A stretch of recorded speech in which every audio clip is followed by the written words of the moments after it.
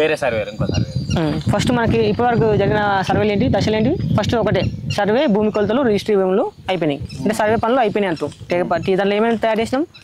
టీపన్ book, పక్కా book, మొజినీ plot, సర్నక్ష, టేకబందీ register, మాజీ number జాతి, ఈ రికార్డ్స్ అని తయారు చేసినాం. అంటే దీని మీనింగ్ అన్ని సర్వే కొలతలు పూర్తయినాయి అనమాట. ఇవన్నీ ఓడేసి సర్వే చేసిండు. అయితే ఈ సర్వే అనేది సర్వేర్ మాత్రమే చేయగలుగుతాడు. బట్ నీళ్ళ వర్గీకరణ అనేది అనుభవజ్ఞుడైన సర్వేర్ మాత్రమే చేయగలుగుతాడు అనమాట. ఎక్స్పీరియన్స్డ్ అనుభవజ్ఞుడైన సర్వేర్ మాత్రమే చేస్తే అతని పేరుని ఏమంటారు? క్లాసర్. క్లాసర్ దీని కూడా క్లాసర్ చేస్తారా? ఎవరు? నీళ్ళ వర్గీకరణ మాత్రమే క్లాసర్ చేస్తాడు. నీళ్ళ వర్గీకరణ అనేది క్లాసర్ చేస్తాడు. క్లాసర్ అక్కర్ పనులు కూడా క్లాసర్ చేస్తాడు. అది కూడా చేస్తాడు. అయితే ఇప్పుడు ఈ నీళ్ళ వర్గీకరణ అనేది ఎట్లా చేస్తాం? బేస్డ్ ఆన్ సాయిల్ యొక్క కెపాసిటీ. అట్లా ఆ సాయిల్ యొక్క కెపాసిటీని మనకు ఎఫెక్ట్ చేసేటివి ఏంటివి? ఆ గ్రామంలోని దాని యొక్క నీళ్ళ యొక్క సహజ ఉత్పత్తి సామర్థ్యం, దాని యొక్క ఫెర్టిలిటీ ఆఫ్ సాయిల్, దాని యొక్క సామర్థ్యం. సెకండ్ వచ్చేసి ఆ గ్రామం నుంచి పొలంకి ఎంత దూరం ఉందనేది. గ్రామం నుంచి పొలంకి ఎంత దూరం ఉంది అదొకటి. గ్రామఖండం నుంచి ఆ పొలంకి ఉన్న దూరం.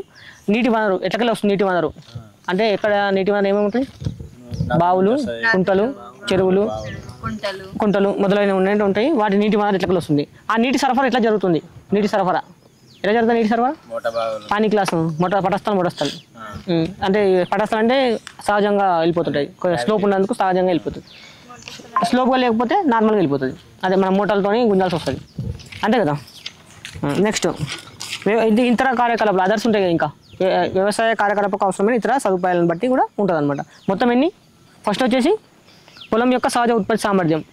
సెకండ్ది గ్రామకంఠం నుంచి పొలంలోకి ఉన్న మధ్య దూరం, నీటి వనరు ఎట్లుంది, నీటి పారుదల ఎట్లా జరుగుతుంది, వ్యవసాయం యొక్క అవసరమగు ఇతర కార్యకలాపాలు. మొత్తం ఇవి 5 అనమాట. ఈ 5ని బేస్ చేసుకొని ఆ ఫెర్టిలిటీ ఆఫ్ సాయిల్ ప్లస్ ఇవన్నీ వీటి నీళ్ళ వర్గీకరణ ఎఫెక్ట్ చేస్తుంది అనమాట. ఓకేనా.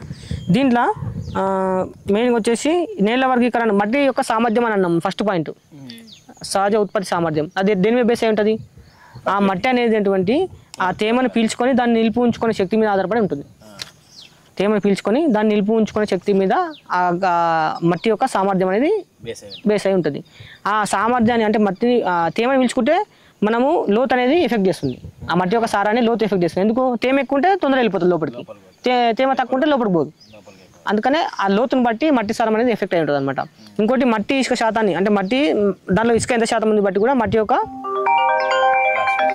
యొక్క సారాన్ని ఎఫెక్ట్ ఉంటుంది అనమాట. మట్టి యొక్క సారం ఇసుక ఎక్కువ ఉంటే తక్కువ ఉంటుంది అన్నట్టు ఏదో ఉంటుంది.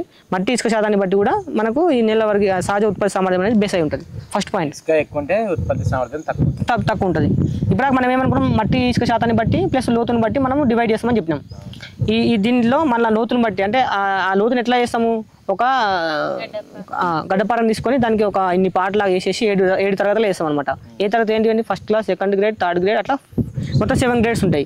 ఆ 7 గ్రేడ్ వచ్చేసి సాపేక్ష రిలేటివ్ బాగానే విలువ వచ్చేసి 16, 15, 14, 13, 13 లేదు 16, 15, 14, 11, 8, 5, 3 ఇవి అనాల రూపాయలు. దాని యొక్క బాగానే విలువ ఇట్లా చెప్తాను అనమాట. 7టికి ఏవి? 16, 15, 14, 11, 8, 5, 3 ఇవి ఆ బాగానే విలువలు అనమాట. ఇవి తరగతి గ్రేడ్లు. ఈ నేల వర్గీకరణ జరిపేటకు ముందు క్లాసర్ అనేటువంటి వాడు ఉంటాడు కదా. ఆ క్లాసర్ అనేటువంటి మొజినీ ప్లాట్ సహాయంతో మొజినీ ప్లాట్ ఉంటుంది ఆల్రెడీ తయారు చేసి. మొజినీ ప్లాట్ ఏంది? కాంబినేషన్ ఆఫ్ ఆల్ టీపన్స్. ఆల్ టీపన్స్ ఇదే మొజినీ ప్లాట్. కాంబినేషన్ ఆఫ్ ఆల్ టీపన్స్ ఇదే మొజినీ ప్లాట్. ఇప్పుడు ఏం చెప్పాలి మనం? కాంబినేషన్ ఆఫ్ ఆల్ ఇది ఆపింది, అది ఆగిందా? రికార్డ్ అవుతుంది కాబట్టి అవుతుంది, రికార్డ్ అవుతుంది. కాంబినేషన్ ఆఫ్ ఆల్ టీపన్స్ ఇదే మొజినీ ప్లాట్. ఆ మొజినీ ప్లాట్ని స్కేల్కి ఉంటుంది. అది మొజినీ ప్లాట్ అనేది స్కేల్కి ఉంటుంది అంతే కదా. కాంబినేషన్ ఆఫ్ టీపన్స్ టీపన్ స్కేల్ చేస్తేనే అయ్యేది మనకు. అట్లా ఇది చేస్తాం అనమాట. ఇప్పుడు ఈ క్లాసర్ అనేటువంటి ఈ మొజినీ ప్లాట్ని తీసుకొని వాడు తీసుకొని వాడు ఏం చేస్తాడు? దాన్ని టోన్ చేసుకుంటాడు. మొజినీ ప్లాట్ని టోన్ చేసుకుంటాడు. టోన్ చేసి ఈ మొజినీ ప్లాట్లో ఉన్నటువంటి చెల్తా నెంబర్ కరెక్ట్ ఉన్నాయా లేవా, చెల్తా ముఖం మీద చెల్తా నెంబర్ కరెక్ట్ చేసిందా లేదా, ప్రతి చెల్తా నెంబర్ చెక్ చేసిందా లేదా అన్నీ వేసుకొని చూసుకుంటాడు. చూసుకున్న తర్వాత దాని లోపల ఉన్న భౌగోళిక గుర్తులు కూడా కరెక్ట్ చేసిందా లేదా చూసుకుంటాడు. ఒకవేళ వేయకపోతే అది కూడా మెన్షన్ చేస్తాడు వీడు. దాన్ని మనం ఏమంటాం? పహానీ ప్లాట్ అంటాం.